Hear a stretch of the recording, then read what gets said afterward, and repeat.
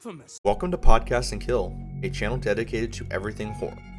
In today's video, I want to discuss my personal rankings of the Halloween masks used by Michael Myers.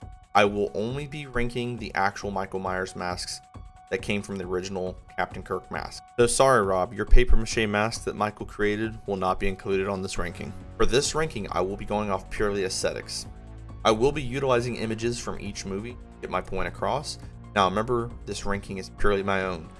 I will be ranking them best to worst. If you agree or disagree with me about my ranking, let me know down in the comments. Before we get started, if you're newer to the channel, be sure to subscribe with notifications turned on so you don't miss out when I post a new video for the low price of free. If you enjoyed the video, be sure to drop a like to help push it out further for other people to see.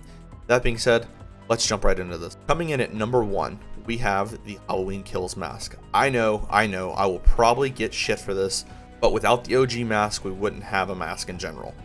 The OG mask is plain white emotionless face. It's a great mask. I do enjoy the Kills mask more due to the detail put into it. During the movie, the mask looks amazing as it is weathered and now damaged due to the citizens of Haddonfield fighting back. The Halloween Kills mask is amazing. It looks great with the outfit, everything like it. The whole getup looks amazing. Now with Kills being my number 1 mask, you know 2018 is going to be my number 2.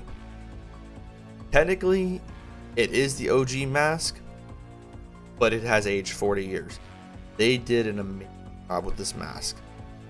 The artist added holes to the neck to match the original mask when Laurie stabbed Michael from the first film. The aging of this mask is on point. Overall, it is just a great mask. My third place mask will have to go to the 1978 original mask. Though it is plain and white, it is very suited for the story and they did very well with its design. Without this mask, we wouldn't even have the movie we have now. Without this mask, they would have went another route and may have not been successful. I think they pulled it off really well by choosing the Captain Kirk mask. My 4th place mask has to go to Halloween 2. It is the same mask, but due to Deborah Hill leaving it stored away while heavily smoking near it for 2 years straight, the mask turned yellow and it ruined some of the original design, but overall, still a great mask, so it will have my 4th place spot. 5th place, I will have to go to Rob Zombie's Halloween. That mask was perfect for Tyler Mane playing the role of Michael Myers. The detail was great, though the face muscles were a little bit of an issue, it did make him appear more aggressive. 6th place will have to go to Halloween 6, The Curse of Michael Myers. This mask was about as close to the original as any of the other films could ever get. It does appear weathered, but the original mask was destroyed in Halloween 2, so for story purposes, they couldn't just break out the old mask. Couldn't do it. 7th place, we have Halloween Resurrection. This film is by far the worst in the franchise, but the mask itself is pretty solid.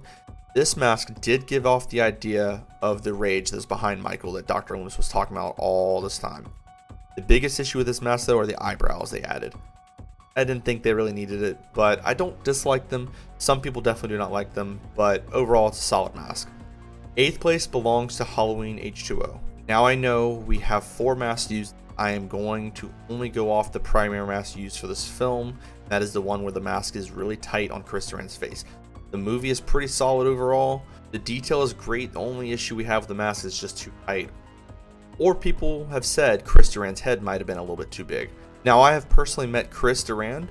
He's a solid guy, very nice, and an appreciative actor. His head appeared to be a normal size compared to his body when I met him, so I'm just going to have to conclude the mask was a little bit too tight on his head.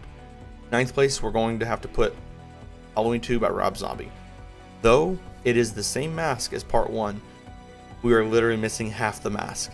I could see why it was further damaged, but is still half a mask. The original mask was great, but we are missing half, so it's got to be down towards the bottom. 10th place will be going to Halloween 4.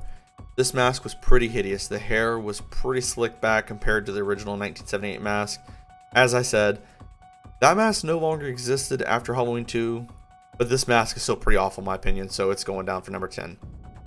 And now we have arrived at the absolute worst mask in the entire Halloween franchise. If you haven't already figured it out by now, let me go ahead and let you know. The worst mask in the Halloween franchise belongs to Halloween 5. Like, what in the hell were they even thinking? Did Michael's mask get abducted by aliens? What were the designers even thinking with this mask? It is absolutely shit. I have nothing more I can say about it. The mask is horrible. I hope you enjoyed this mask ranking. Remember, this is my personal ranking. If you agree with this ranking or disagree, let me know down in the comments, as well as dropping a like on the video. That's all I have for now. This has been a ranking video. Thanks for watching and have a good night.